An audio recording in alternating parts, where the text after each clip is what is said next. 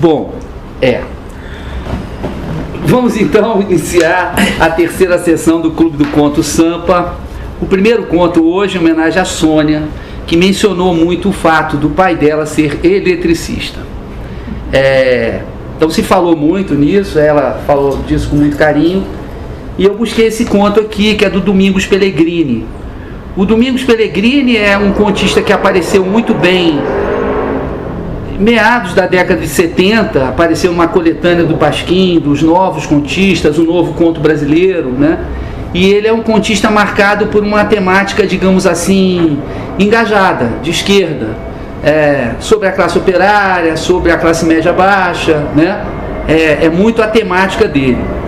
E ele, em 77, quer dizer, poucos anos depois de inaugurada a ponte Rio-Niterói, que é essa maior ponte do mundo, ele escreve esse conto, a maior ponte do mundo, que ele publica num livro dele de 1977, e narrado por um eletricista que trabalhou na ponte. Mas eu não posso contar porque o próprio conto conta muito melhor do que eu, né? Então vamos lá. A maior ponte do mundo. Eu tinha um alicate que só vendo, encabado de plástico amarelo, na escuridão fosforescia, de aço alemão legítimo. Usei 8 anos, quase todo dia. Foi meu companheiro em Ibitinga, Acaraí, Salto Osório, Ilha Solteira e Salto Capivara. Se juntasse 1 metro de cada fio que cortei naquele alicate, tinha cobre para o resto da vida. Daí, quando você perde uma ferramenta que já usou muito, é o mesmo que perder um dedo. Foi quando eu trabalhava em Salto Capivara. Era solteiro, não pensava em nada. A vida era uma estrada sem começo nem fim, por onde eu passeava me divertindo. Até o trabalho era uma diversão. Eu achava que ser barrageiro era uma grande coisa. Só precisava assinar um contrato de trabalho, nunca esquecer de ter sempre um capacete na cabeça, bota de borracha no pé, e o resto a companhia dizia o que eu devia fazer. Terminando uma barragem, me mandavam para outra, e a vida continuava sendo uma estrada alegre. Naquele dia eu tinha voltado da barragem, tinha acabado de tomar banho, e a gente ia se vestindo para o jantar. Eu botando a camisa, 50 volts penteando o cabelo fazia uns 5 minutos. Passava na cabeça uma pasta fedida, que ele achava perfumada, e ficava meia hora no espelho.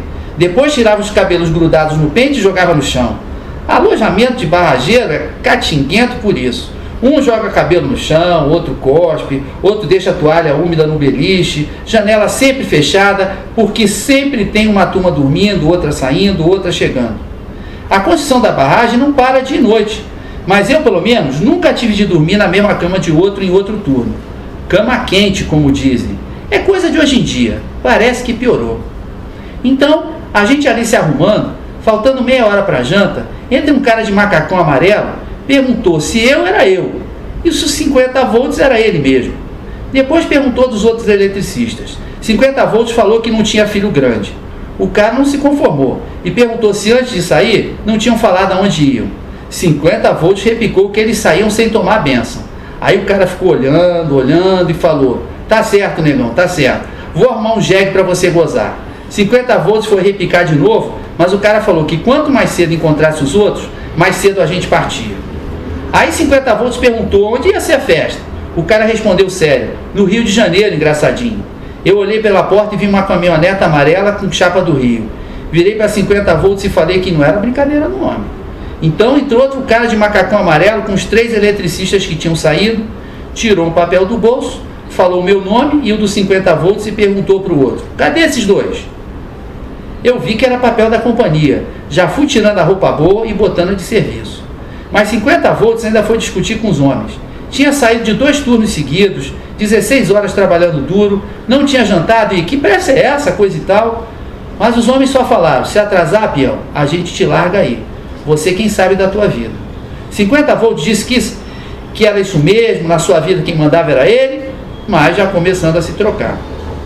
Vai de roupa boa, um dos caras avisou, e o outro: no caminho a gente para pegar umas donas. Aí 50 volts arrumou a mala num minuto, trepamos os 5 na caminhoneta, mais os 2 na cabine, 2 caras na cabine. Paramos no escritório da companhia, uma secretária gostosinha saiu com os papéis para a gente assinar ali na caminhoneta mesmo. Todo mundo assinou, e quase nem deu tempo de devolver a caneta. Arrancaram num poeirão e a gente foi descobrindo que era acolchoado ali na carroceria. Mesma coisa que um colchão com cobertura de lona. E num canto 2 caixotes de isopor. 50 volts destampou um dos caixotes. Era só latinha de cerveja com gelo picado. E no meio uma garrafa de conhaque. No outro caixote, mais cerveja e 1 litro de cachaça amarela. Aí um dos caras da cabine olhou para trás, bateu no vidro para todo mundo olhar, fez o sinal enfiando o dedão na boca. A gente podia beber à vontade. Dali a 1 hora pararam numa churrascaria. Cada um desceu como pôde. Alguns já de pé redondo. E os homens foram avisando: podem comer à vontade que é por conta. A gente sentou e começou a desabar uma chuva de espeto na mesa.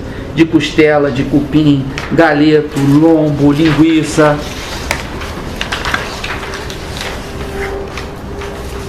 Maminha, alcatra, fraldinha, picanha. Até que enjoei de comer. Lembrei de perguntar que diabo de ponte era aquela que a gente ia iluminar. Mas o assunto geral era mulher. E tornamos a embarcar bebendo cerveja com conhaque. Naquele assanhamento de quem vai amassar saia e esticar sutiã. E não rodou 100 metros, a caminhoneta parou. 50 volts falou: Deus me proteja de uma congestão. A casa tinha 5 mulheres na conta certa. Para 50 volts sobrou uma gorda de cabelo vermelho. Eu fiquei com uma moreninha de feição delicada, peito durinho, barriga enxuta, mas bastou 1 minuto para ver que era uma pedra. Eu enfiava a mão nela, era o mesmo que enfiasse no sofá. Dentro só tinha palha. E a gorda com 50 volts ali do lado no maior fogo. A mulher parecia que tinha um braseiro dentro. Bolero na vitrola, todo mundo naquela agarração. De vez em quando uma dona levantava para buscar mais cerveja, trocar o disco. E os 2 caras de macacão amarelo lá fora, feito cachorro de guarda. Aí um casal procurou quarto, depois outro, e eu ali com aquela pedra. 50 volts com a gorda sentada no colo, lambendo a orelha dele, o pescoço. O sofá parecia um bote na água. Jogava para cá, para lá. Eu não sabia como 50 volts ainda não tinha arrumado para o quarto. E a minha dona ali, com a mão no meu joelho, como se fosse um cinzeiro. Eu falava alguma coisa no ouvido dela, ela respondia: pois é, não é? Aí avancei o corpo para encher o copo, vi a mão de 50 volts no outro joelho da minha moreninha. Então passei o braço por trás, peguei na orelha da gorda sem ele perceber, só ela. Fiquei enfiando e rodando o dedo, e ela me olhando, foguetada, mexendo a língua para mim. Aí chamei 50 volts para urinar lá fora, mostrei para ele como a noite estava estrelada, e perguntei se não queria fazer uma troca. Aí voltamos e já sentei com a gorda, ele com a moreninha, coitado. Para mim foi só o tempo de sentar, balançar o bote 1 minuto e rumar para o quarto.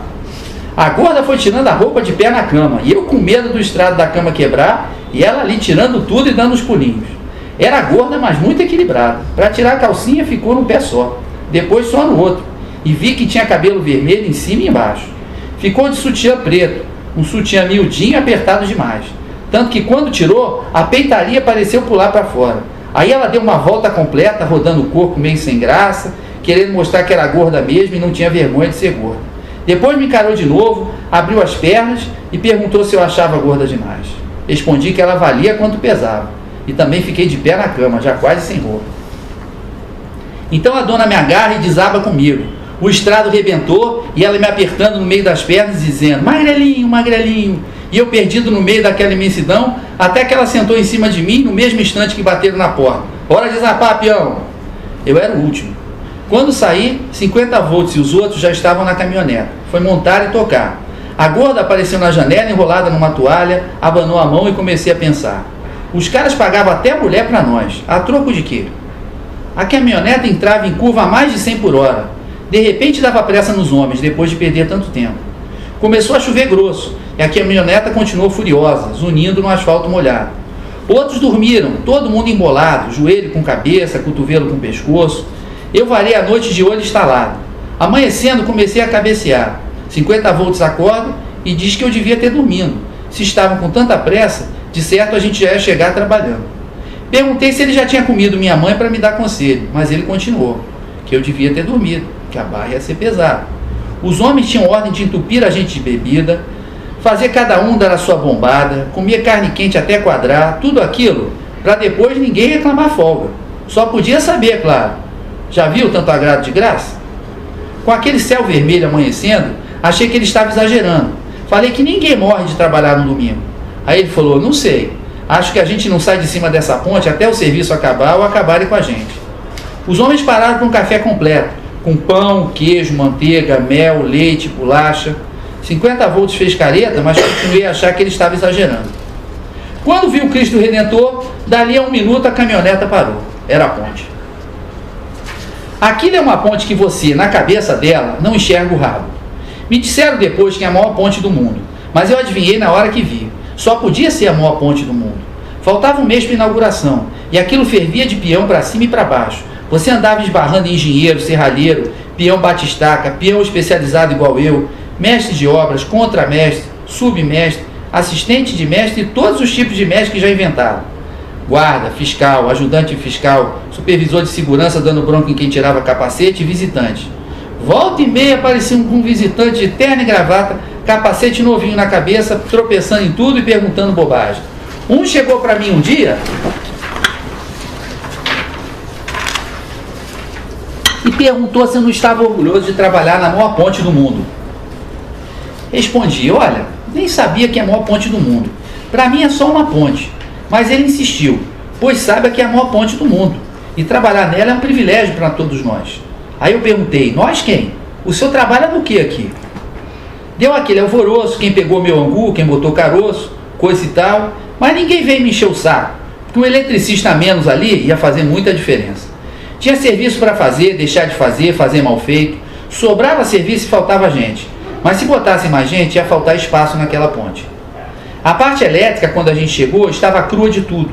O pessoal trabalhava dia e noite com energia de emergência. Um geradorzinho aqui, outro ali, bico de luz para todo lado, fio descascado, emenda feita a tapa.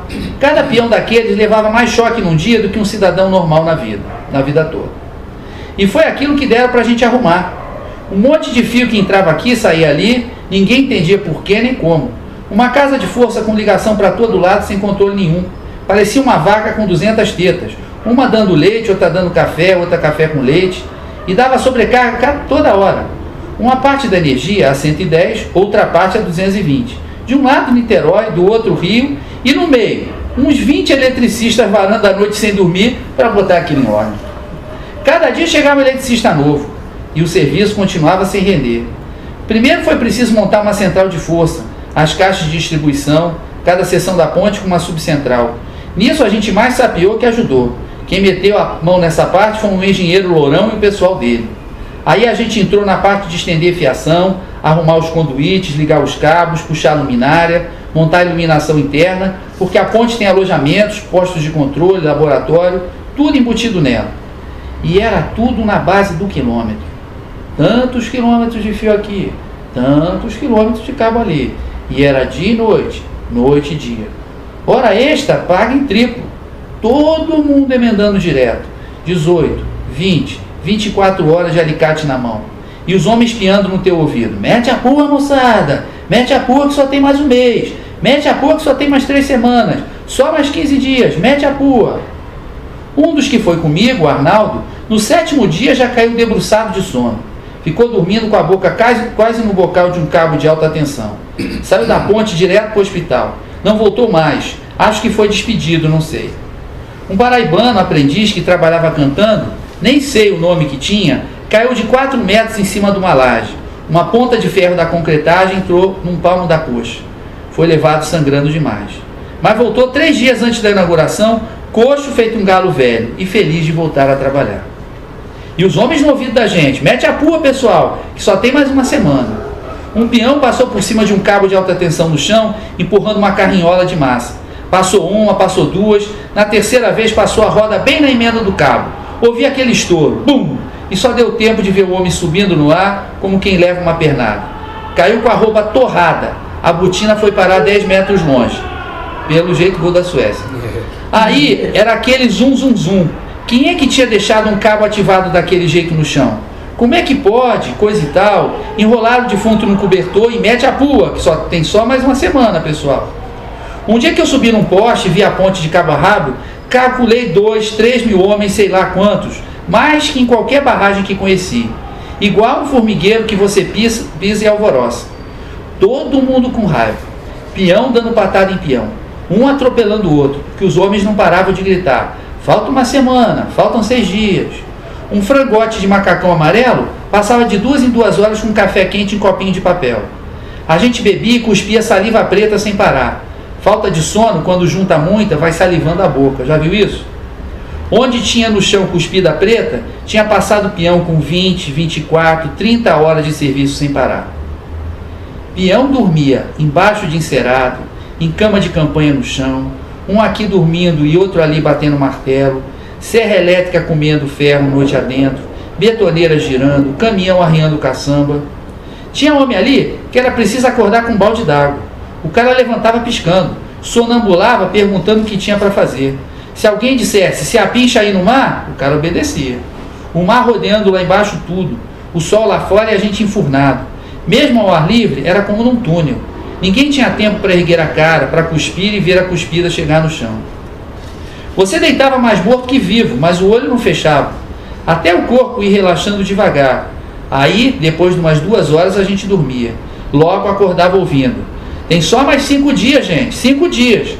E parecia que você tinha dormido 5 minutos. O corpo quebrado nas juntas, a cabeça estralando e afundando, olho seco, cheio de uma areia que não adiantava lavar, e lá vinha o frangote do café. Você olhava o relógio. A folga era sempre de 8 horas. Mas descontando o tempo perdido até conseguir dormir,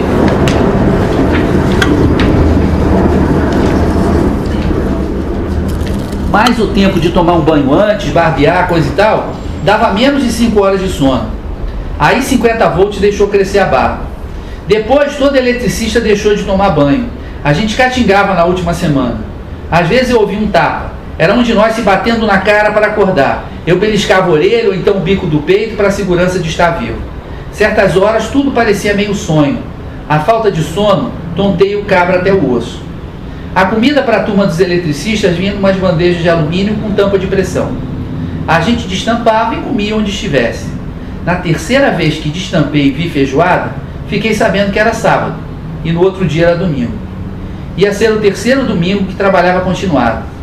Então virei para 50 volts e falei, quer saber de uma coisa, negão? Para mim chega. O frangote do cafezinho veio passando, mandei ele enfiar café no rabo. Saí atrás do mestre da turma, 50 volts foi junto.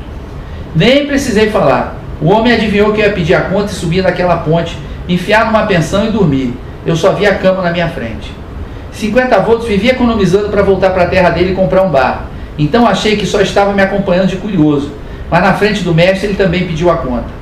Não sou bicho para trabalhar sem parada, ele falou. E o mestre concordou, mas disse que não podia fazer nada. Ele mesmo estava até com pretume na vista, mas não podia fazer nada. A gente tinha que falar com o encarregado do setor elétrico. Fomos falar com o tal encarregado, depois com o engenheiro, depois com o supervisor, que mandou chamar o engenheiro da nossa companhia. Esses homens são da sua companhia, engenheiro, ele falou. Estão pedindo a conta. A companhia está empenhada nessa ponte, gente, falou o engenheiro. Vocês não podem sair assim sem mais nem menos. Tinha uma serra circular cortando os cabos ali perto, então só dava para falar quando a serra parava. E aquilo foi dando nos nervos. Falei que a gente tinha o direito de sair quando quisesse, pronto. Nisso encostou um sujeito de terno, mas sem gravata, e o engenheiro continuou falando e a serra cortando. Quando ele parou de falar, 50 volts aproveitou uma parada da serra e falou que a gente não era bicho para trabalhar daquele jeito. Daí o supervisor falou que se era falta de mulher, eles davam um jeito. O engenheiro falou que tinha mais de 20 companhias trabalhando na ponte, a maioria com prejuízo, porque era mais uma questão de honra. A gente tinha de acabar a ponte. A nossa companhia nunca esquecia nosso trabalho naquela ponte, um orgulho nacional. O supervisor perguntou se a comida não andava boa, se a gente queria mais café no serviço, e eu só dizendo que não, que só queria a conta para sumir dali. E os 50 volts repetindo que não era bicho para trabalhar daquele jeito. O cara de terno botou a mão na cintura e o paletó abriu na frente. Apareceu um 38 enfiado na cinta. A serra parou. Esse cara do 38 olhou bem para mim e falou: olha aqui, peão, se você quer dinheiro na mão, vai receber já, mas vai continuar no batente, porque aqui dessa ponte você só sai morto. O engenheiro falou que a companhia tinha uma gratificação para nós, então era melhor a gente continuar por bem, para não desmerecer a confiança da companhia. As 50 volts falou isso mesmo. A gente descansa um pouco e já volta mais animado. Mas o cara do 38 achou que era melhor mostrar boa vontade voltando direto pro batente. Então joguei um balde d'água na cabeça e voltei. Um eletricista trabalhar molhado é o mesmo que um bombeiro trabalhar pelado. É pedir para levar choque, mas era o jeito, era o fim do mundo. Era peão que passava cambaleando, tropa de visitantes que passavam perguntando se ia tudo bem, se estava tudo certo, se a gente andava animado. E agora a visitante nem andava mais de capacete, faltava pouco para a inauguração. A gente só respondia sim senhor, Tudo que perguntasse, a resposta era sim, senhor, feito bando de fantasmas. Se dissesse que aquela era a menor ponte do mundo, a gente ia responder sim, senhor, porque eu pelo menos não ouvia mais nada. A mão trabalhava com a cabeça dormindo. A mão começou a descascar os calos. Não dava tempo de formar pele nova. Eu olhava de noite o Rio e depois Niterói e ficava perguntando por que esse povo de lá precisa passar para cá e o de cá passar para lá. Aí começou a aparecer pintor para todo lado. A gente andava chutando latão de tinta, placa de sinalização, plaqueta, parafuso de pregar placa. Veio uma ordem de concentrar 10 eletricistas na iluminação de fora da ponte. Uma parte crua de tudo. Então, botamos lá uma iluminação de emergência, muito bem disfarçada, bonita. Quem olhasse aquilo achava aquilo uma maravilha. Parecia uma árvore de Natal. Mas se batesse um vento mais forte, ia tudo para o mar. Um belo dia passou o aviso geral de que era véspera da inauguração. Caí na cama com roupa e tudo, com coceira na cabeça, no corpo todo por falta de banho e um calo na testa de tanto usar capacete. Nisso vem a contra-ordem de não parar o serviço, senão a ponte ia ficar com uma parte escura. Não podia, era uma vergonha. Vamos lá, pessoal, essa ponte é o orgulho do Brasil, coisa e tal. E a gente teve mesmo de subir para montar as últimas luminárias. A noite inteira se equilibrando em altura de 10 metros. O vento passando forte, a ponte lá embaixo, o mar escuro. Dava até vontade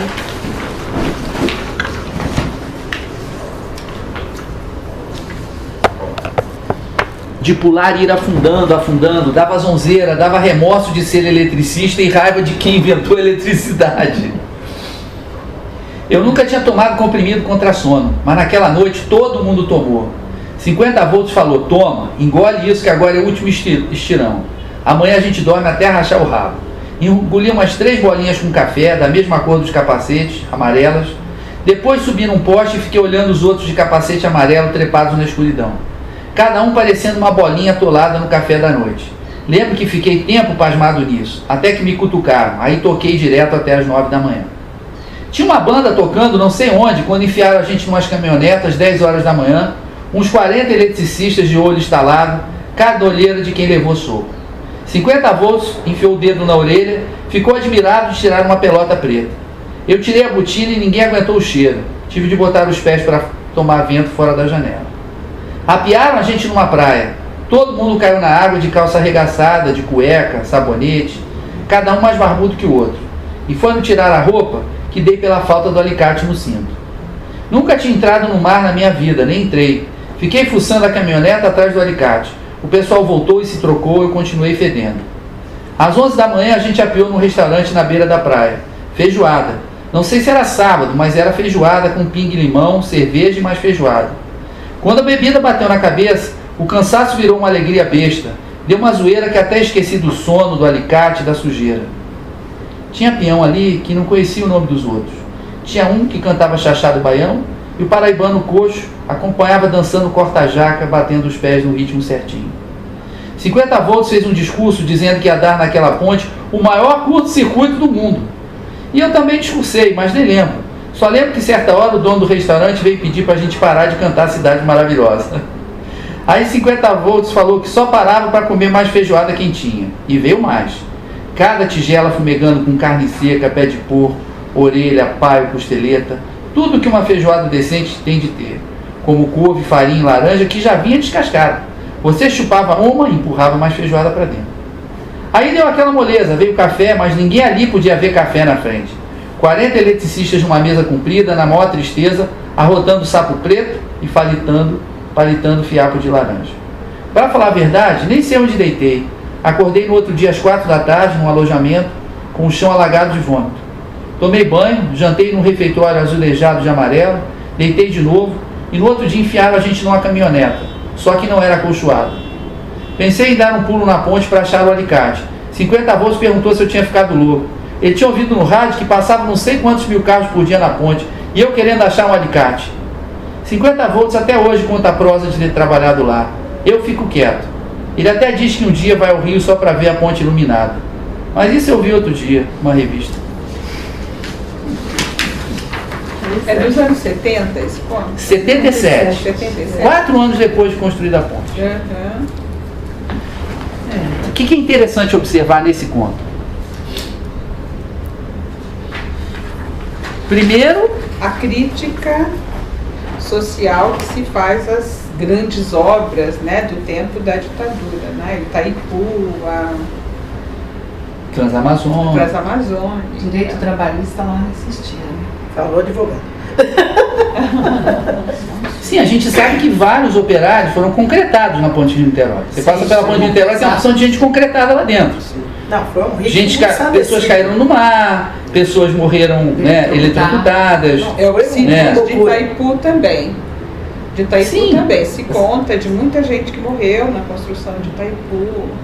A gente vê o que essa mão de obra representa para as empreiteiras, para os que contratam a obra, quer dizer... Nada representa.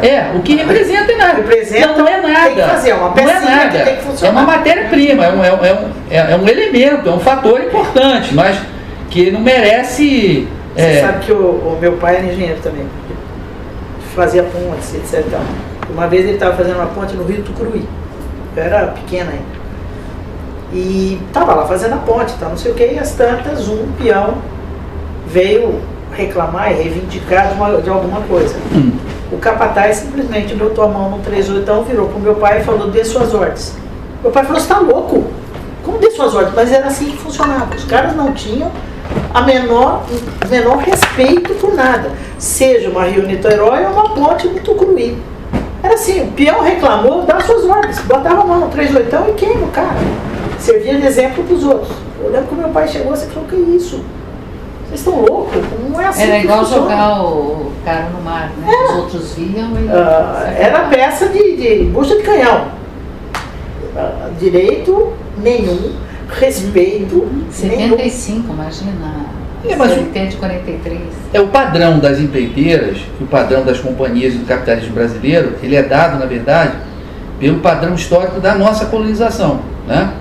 Que é uma colonização que, já começando com as capitanias hereditárias, você tinha territórios dominados por grandes proprietários, onde eles eram o rei e a lei. Eles tinham uma tropa de qualquer lei. Eles tinham uma tropa de jagunços. Não, a lei era o que eles decretassem na hora, virava sendo... 5 minutos depois disseram que a lei era o contrário, passava a ser o contrário. Mudava o que fosse. Então essa maneira de tratar o trabalhador, primeiro o escravo, né? Sim. Você está acostumado, o trabalhador predominantemente era o escravo. É uma coisa que a gente fica... Você tinha os carregadores de piano. Você fala assim, no Brasil não tinha roda? Os caras botavam o piano numa carroça.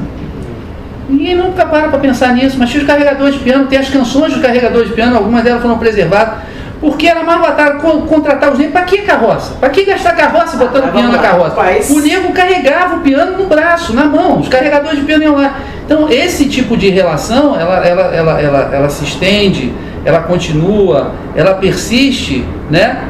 Nas relações trabalhistas no meio urbano, industrializado. Não, né? O valor que você pode pensar, que sobra até hoje, o que vale o trabalho? Nada, vale a coisa que é feita com o trabalho. O trabalho não vale.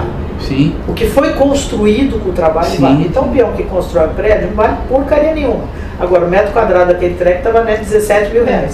Sim. Isso eu acho que é muito importante no conto, né? Sim. Essa relação entre o progresso, vamos chamar assim, e a subhumanidade que está por trás do progresso, que você não vê.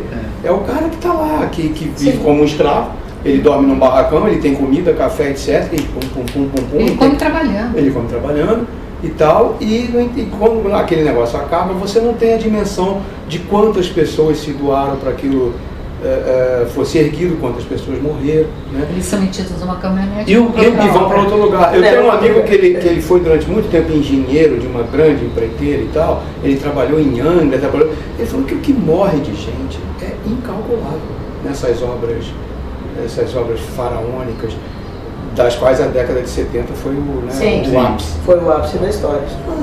Mário Adriano. Eu tenho duas coisas que eu acho fantásticas nesse conto, né? A primeira é ele contar da perspectiva do peão. Sim. Então ele é um autor que tem essa proximidade. E a segunda coisa, então ele conta a partir do peão. A gente vê assim, o peão, nem politizado ele é, a relação que ele tem com a ponte é uma relação... Não, eu vi a ponte iluminada na revista, quer dizer, porque eles iluminaram a ponte, né? Mas não existe uma relação. ele não percebe, porque aquilo pertence ao outro, né? Aquilo não pertence a ele. Agora, ao mesmo tempo, ele começar com a história do alicate, né? Ele começa a contar a história toda para, teoricamente, ele começa a contar a história para justificar, para explicar a perda do alicate, que demonstra essa coisa do alicate, é um apego que ele tem ao valor do trabalho dele, mesmo que o outro não dê esse valor, mesmo que socialmente não dê esse valor, ele sabe que tem esse valor, ele gosta do trabalho dele. Por isso que ele lembra, ele tem um alicate como um companheiro de trabalho. Aquele alicate concentra as lembranças de todas as obras que ele trabalhou. E eu acho que é muito bacana esse conto também. Eu acho que o conto é um pouco grande, podia ser mais curto. E A ponte ele é um épico. A ponte é grande. Ele é um épico. Dá pra cortar. Mas não ele, dá pra encurtar. mas ele quis dar um caráter épico ao conto, né? Uma coisa épica, grandiosa, que vai crescendo. O cansaço. Né? O próprio cansaço. Se ele encurtasse o conto, você não verdade. sentiria tanto A gente o cansaço da rotina, do volta. A gente vai sentindo o esgotamento. Você vai sentindo o cansaço. Você fala, bom, agora chega. Não, se o cara contasse em meia página o que era o cansaço, você ia entender, mas não ia sentir o cansaço. Sim. Eu acho que ele é grande o suficiente para te fazer sentir isso. E uma outra coisa também boa dele é que ele realmente tentou escrever da perspectiva da classe operária. Ele não usou a voz da classe operária para deixar uma mensagem engajada de continuação, assim, de contestação. Não tem uma fala politicamente engajada, entendeu? Porque eles não têm a politização. Exatamente. Ele mostra que tem uma insatisfação, que tem alguns momentos de revolta, embora não seja totalmente política, tem um esboço, né? Os 50 volts tem um esboço de revolta, mas na verdade ele está numa situação que ele tem. É mais um cansaço físico, né? Não é o fato dele não estar sendo respeitado, não é isso. É o cansaço, ele quer ir embora. Deu. Exato. Mas também mostra que mesmo que ele tenha uma pontinha de revolta, qual era a situação? Ele era empregado de uma empreiteira, tá? Sim. Se ele dissesse que eu não quero ir para essa obra, ele não era mais empregado dessa empreiteira. Então, a empreiteira, que nem ele explica no começo, levava ele de uma barragem para outra. Sim. E isso, para quando ele era muito jovem, era muito bom, né? Cada lugar que ele ia num bordel diferente, bebia num bar diferente, arrumava isso, aquilo outro, e aí outra barragem, mas ele não parava de ter emprego, de ter salário, de poder viver essa vida que ele vivia. Quer dizer, se ele dissesse não para essa empreiteira, de repente ele ficava, você que sabe da sua vida, peão, você que sabe da sua vida, você vai ficar sem trabalho, ou sem vida, né? Ou sem vida. Eu acho que esse é grave, né? Sem vida. E aí os 50 volts já vai se arrumando. 50 volts que ele quer lá fazer o boteco dele lá na frente. Sim. É o sonho dele ter o boteco lá na frente. É juntar grana para ir fazer aquilo. Não é nenhuma questão política de classe. Sim. Ele só quer mudar de trabalho. Ele quer ter o botecão dele e ficar lá o dia. E tem o sem vida literal também, né? Sim, quando que o acontece. cara ameaça o outro, né? Daqui você Sim, não sai. sim. Aí isso Se você só sai morto. Só sai morto. Mas eu quero saber se a Sônia gostou. Então. Se gostou da homenagem ao seu pai eletricista. Valeu? Lembrei de muita coisa aqui. A história de que ele perdeu os dedos, né? Lembra? Ele perdeu as pontas dos dedos. O choque? De choque. Essa coisa de trabalhar, né? A gente outro dia a gente juntou as carteiras de trabalho do meu pai, era uma coisa assim, impressionante, porque era cada vez num lugar. É isso, né? cada vez num canto, né? Eu achei interessante aqui, né? Fora que nem podia ser registrado, assim, não sei se ele não fazia nada, né? Só precisava assinar um contrato, nunca esquecer de ter sempre o capacete na cabeça, bota de borracha no pé, e o resto a companhia dizia o que eu tinha que fazer. Terminando uma barragem, me mandavam para outra. E assim, a vida ia. Eu acho um baita de um conto assim, sobre a situação do trabalhador. Achei muito Além da descrição da ponte, que a gente fica assim, imaginando realmente formigueiro, o que não foi aquilo, né? Que não foi essa loucura que tinha que terminar para inaugurar. Mas será que havia toda essa inobservância de ter fios descapados, alta tensão? Certamente, Marisa. Certamente. Eu vou te contar aqui, por exemplo, em muito menor escala, né? Mas quando a gente estava fazendo a reforma do Iguatemi, em 89, faz tempo, quando foi feito aqueles cinemas, etc e tal, que hoje é o Armani, o Boa, e o prédio da frente que não existia. Você pegava peão lá em cima, na estrutura metálica, sandália havaiana. Os caras tinham capacete, tinham tudo lá embaixo, mas eles, assim como eles que ele fala, não, joga um balde na cabeça e vou mexer com eletricidade. Pô, o melhor jeito de você levar um baita choque. O lance do fio desencapado, faz um gato, puxa um negócio. Porque eles não têm, é assim, não, isso é coisa de marica ficar preocupado com isso. Também existe no peão essa coisa de achar que esse excesso de cuidado, de não sei o quê, é coisa de franguinho, de nego que não leva a sério as coisas. Macho que é macho faz tudo na raça. Então existe essa macheza do peão de achar que desafiar o perigo e de ficar com não bota luva. E viu o outro morrer e passa adiante. Passa. Quer dizer, a coisa não é exemplo. Não é o que, vamos dizer, eles têm uma visão com esse descaso que não é da gente de preocupação com as coisas e tal. O morreu, não morreu, acontecer. Você estava falando lá do negócio do Rio, de risco e de tudo. Quanto maior o risco de violência e tal, os caras não têm nada para perder. São caras que já têm tão pouco a perder, o alicate, por exemplo, que o resto eles não ligam a mínima. É assim, a vida. Na verdade, se a gente pensar, o único bem que ele tinha real era o alicate, né? Ele não menciona o fato de ter uma casa ou nada, ele tem um alicate. Família, parará. Os caras não têm, meio que tem pouco a perder. E o pouco a perder faz os caras serem meio relaxo, com cuidado, com coisa. E eles são relaxados mesmo. Ah, não vai acontecer comigo. Se acontecer comigo, se lasca. É muito assim. E você via, cara, andando a 20 metros de altura de Sambara Baiana. Sem dormir, a possibilidade de cair. Com sono, com tudo. Quer dizer, existe realmente esse descaso. E esse gato puxa um treco daqui, puxa um de lá. É uma loucura. E a lei exige que entre uma jornada e outra de trabalho você descanse 11 horas, no mínimo. A lei exige isso hoje. Não, já existe. Já tinha? Já Já existe. E 70 você já tinha esse Já. negócio? Mas também a carteira assinada desse cara devia ser um leso, porque não tinha o menor controle de quem estava nessa ponte. Claro. Nessa época, a ditadura, alguém ia poder controlar? Quem ia controlar? Não tinha Ministério Público nessa época, né, por exemplo? Tinha, Não, 73? Tinha. Mais atuante que nem hoje? O Ministério Público não é dessa última Constituição? Não, de 88. Esse Ministério Público que a gente conhece, do jeito que a gente conhece agora? Não, o Ministério Público sempre teve, faz o tripé do Judiciário, que é o juiz, o Ministério Público e o advogado. Bom, já sabemos Mas é que, na como é que eu vou verdade, homenagear a Marisa, né? Existe uma grande. Mas eu gostei muito. Gostou, querida? Eu lembrei muito. Desse que tipo bom. de exploração. Ele trabalhava né? muito Esse cara em lugares grandes, trabalha né? muito. E essa Então, barrageiro. maior ponte, eu falei, meu, será que Mas ele é. Bom, trabalhou Eu gostei muito do ponto. Eu também achei bem legal. muito bacana? Vamos